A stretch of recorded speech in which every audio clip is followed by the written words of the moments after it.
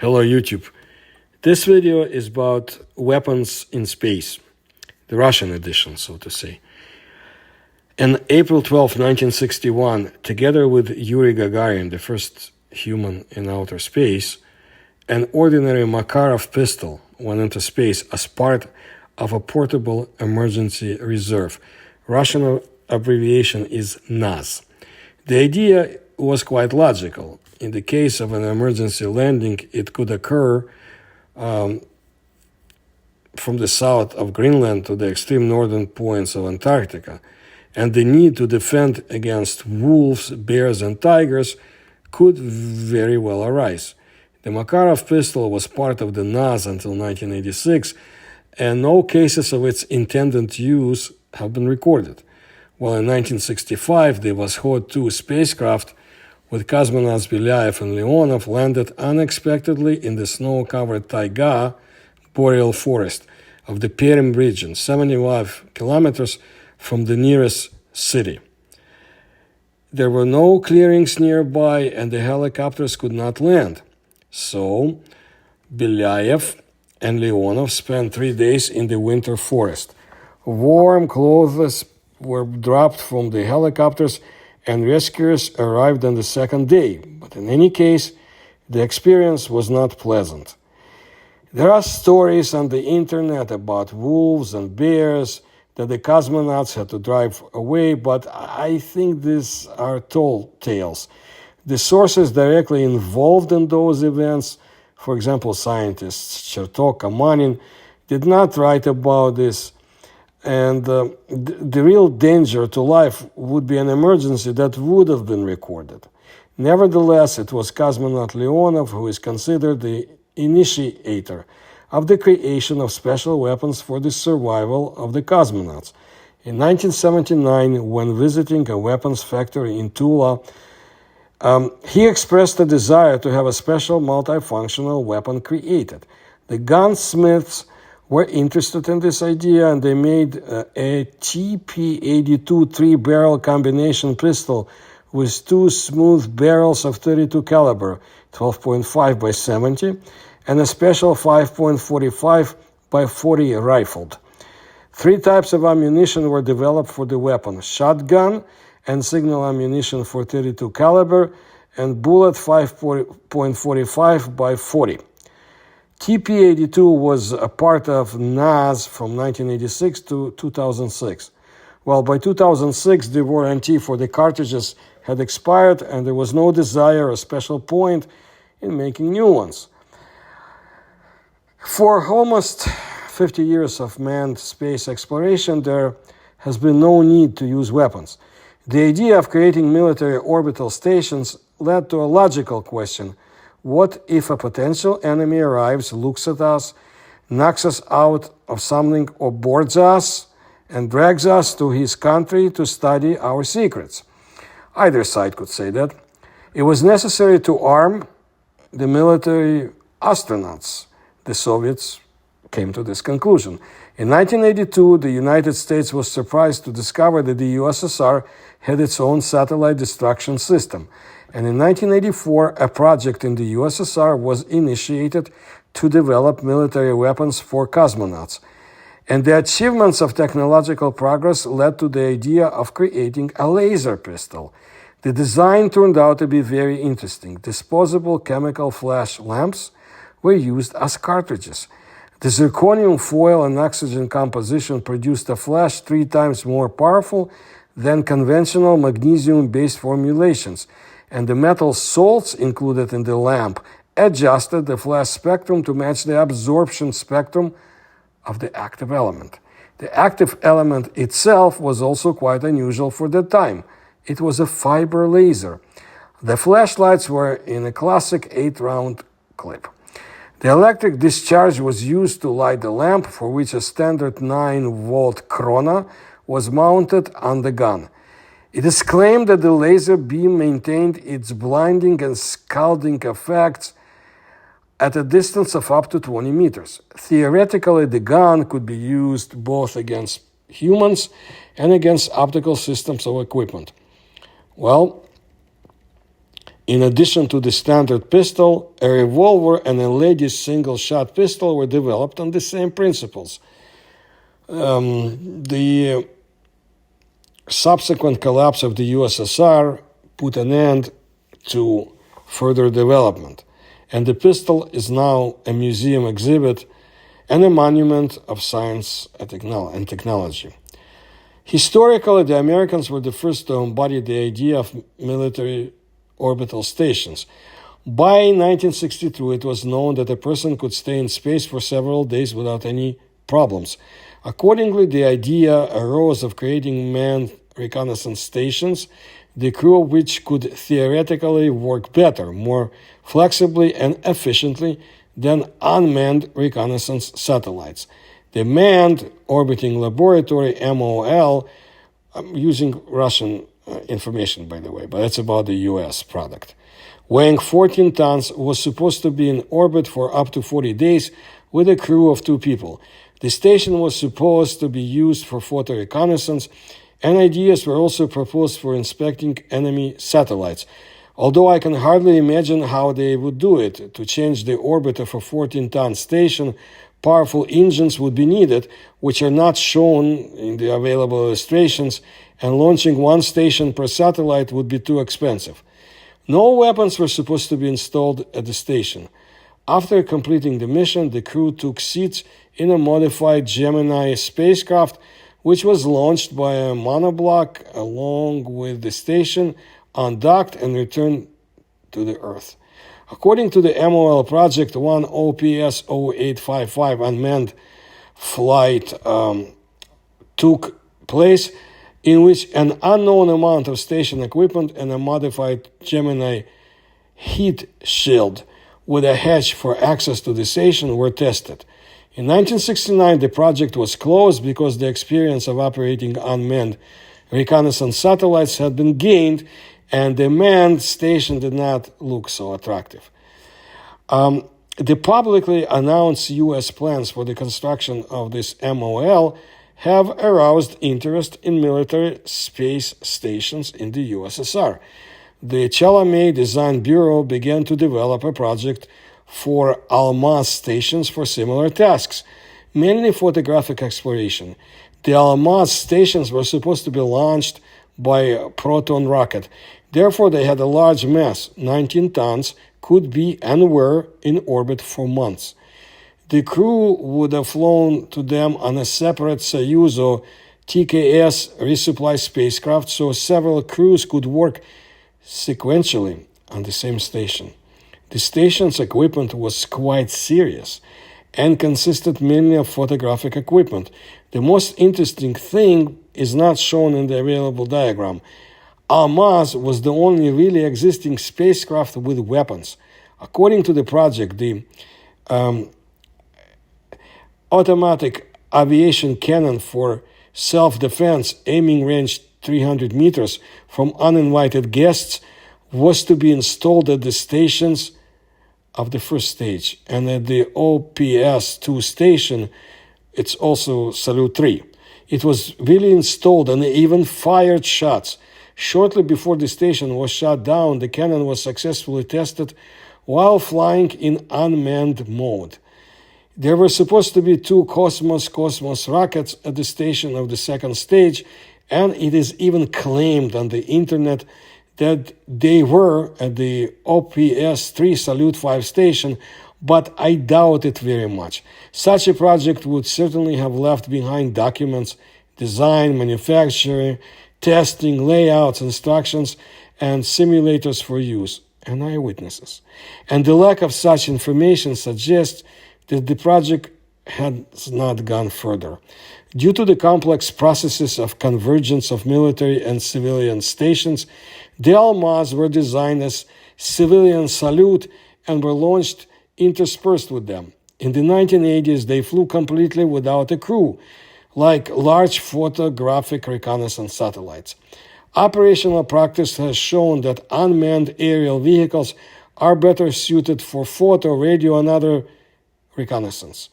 Initially, the Spectrum module was created for military research under the Space Exploration and Missile Defense Program.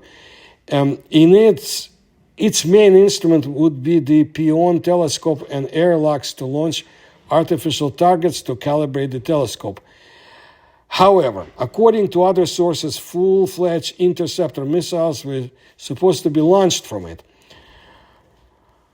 Unfortunately, there is some confusion in the sources. In any case, the military program was stopped, and the module flew in 1995 in a heavily redesigned civilian form with added American equipment. The Americans at that time actually helped save the Russian space program. Now, about the satellite fighters or destroyers. The fact that foreign spy satellites are flying over your country with impunity has given rise to a natural desire to be able to shoot down the satellites. Quite a lot of such systems have been created, so they're usually grouped by country. We will look at some of the Russian ones. Истребитель спутников, or destroyer of the satellites, let's call it ISMU, an anti-satellite satellite launched into orbit at a conventional launch vehicle, a Полет, Cyclone. The creation of an anti-space defense system called IS, Истребитель спутников, or satellite destroyer, in the USSR began in 1960. The main performers were identified. The main organization for the system as a whole is OKB 52 Design Bureau for this. And chief designer was Chelamey. The first flight on October 27, 1967 was Cosmos 185. The last flight was on June 18, 1982, Cosmos 1379. The target is hit by detonating a fragmentation warhead near the target. The satellite has its own engine and can maneuver. The system was in service presumably until the end of the 1980s. There was ISMD Naryad, the project of an anti-satellite satellite with the ability to destroy any target up to geostationary orbit based on ISMU. The carrier was the Cyclone RN, ракета-носитель. Development began in 1988 and was presumably discontinued in 1993. There were other IS as well, but now let's talk about the Contact. The Contact system in the USSR began to be developed back in 1983. It was supposed to be an aviation anti-satellite complex based on the MiG-31D interceptor fighter. It was assumed that Contact would become an inconspicuous and inexpensive means of destroying enemy satellites. The project's coordination center was to be the Sari-Shagan test site in Kazakhstan, and if you watch my videos about shooting down UFOs and other interesting subjects pertaining to these UFO and USO research programs, you will find this name there. Anyway, in Sari-Shagan, it was supposed to be planned to have the Krona radar and optical complex capable of tracking enemy satellite to be located there.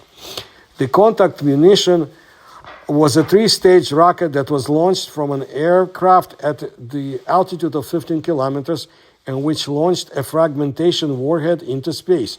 The tests of the rocket, which took place in the summer of 1991, were successful. Launched from a MiG, it hit a target in orbit. In 2009, Russia announced the resumption of work on the Contact using the MiG-31 aircraft.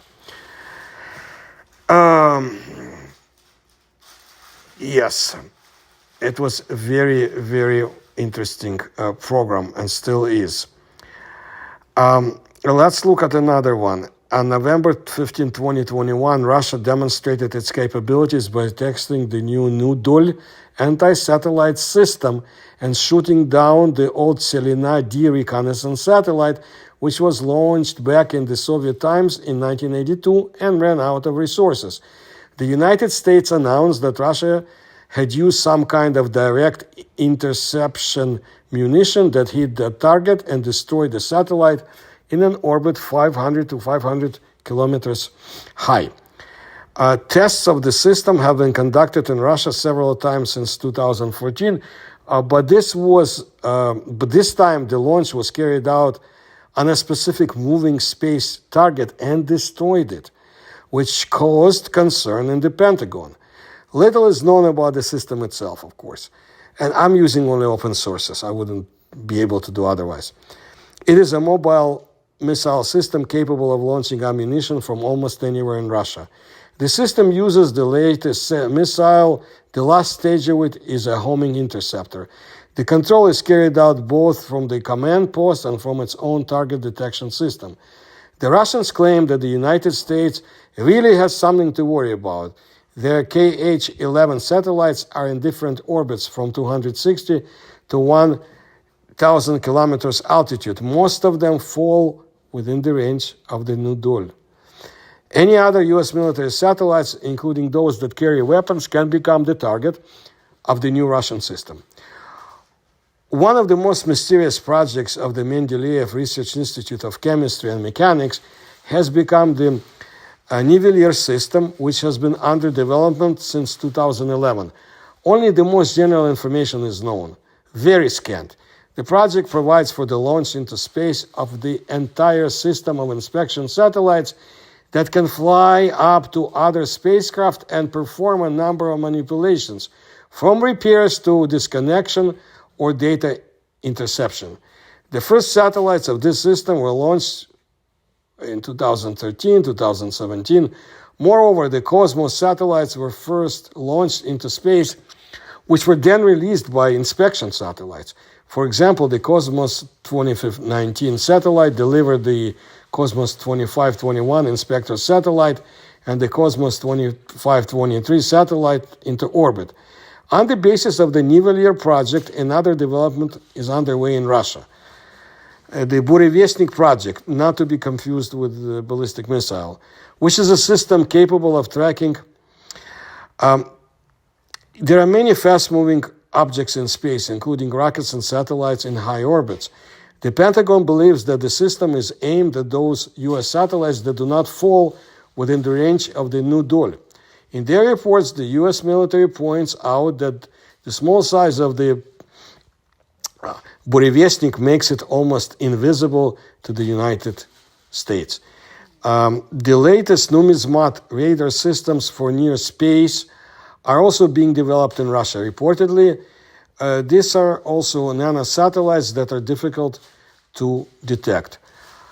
Now, the mobile laser anti-satellite warfare system Peresvet have been in service with Russia since 2017. I think I made a video back then about it. Laser systems are capable of blinding the optical systems of reconnaissance satellites, UAVs, and aircraft that can detect the movements of the country's troops or launches of intercontinental missiles. The Peresvet is so classified that it is still not known what type of laser it is equipped with. Some scientists believe that this is a nuclear-pumped laser, while others believe that the complex uses an oxygen iodine laser, KIL, with an iodine explosive pump. Well, why aren't the complexes being used now? Most likely, they save it for the X hour. If the world finds itself on the verge of nuclear war, the Peresvet complexes will be able to completely blind all American intelligence assets over the territory of Russia. At least that's what the Russians claim. Since December 1, 2019, Peresvet has been on duty in 5 Russian missile divisions. But why hasn't Russia used all these means in Ukraine yet? Most likely, state the Russians, in order, firstly, not to provoke a third world war, and secondly, in order not to lose their intelligence assets. After all, the NATO weapon stands literally on the border of Ukraine and is also capable of striking in the sky above the country. The United States has similar systems similar to the Russians. This include the X-37B satellite system developed by Boeing, mobile laser installations, radio electronic jammers, and possibly microwave systems. Very far removed from the gun that was launched into outer space in 1961. But that's what it is. So I will tell you more about the satellites and warfare and so forth in outer space, but the information is very scant. And it's easier to obtain historical information. And very interesting to look at the space race as it has existed. That's what I wanted to let you know today. If you like my research, please support me through the links you'll find in the description to this video. Please subscribe to my channel and tell others. Thank you.